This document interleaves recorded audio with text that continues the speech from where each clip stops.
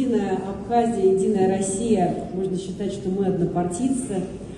С 2011 года у нас подписано соглашение. Уважение, невероятное выражение к старшим и умение работать с молодыми, что сейчас тоже очень важно, с новыми технологиями, которые в том числе приходят в нашу жизнь. Я знаю, что ряд соглашений планируется и в этой части подписать с Единой Россией, с Единой Абхазией в будущем, и подписать соглашение, уже подписано, вернее, соглашение с молодой гвардией.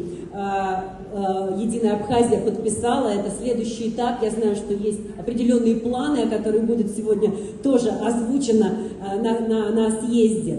У России есть такая вот республика, такая живая, настоящая, которая нас готова всегда принять, которая нас всегда с любовью здесь ждет, наших туристов, людей, политиков, да, и какого бы уровня человек не был, он всегда себя здесь чувствует как дома, и это вам огромное вам за это спасибо.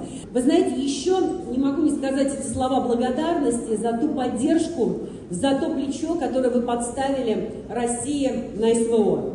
Ваши ребята...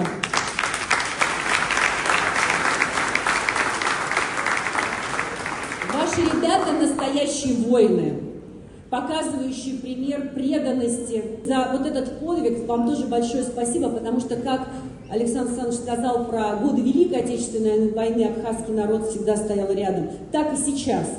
Так и мы, когда у вас была своя война. И мы пережили это все вместе, и поэтому мы едины. Именно по этой причине.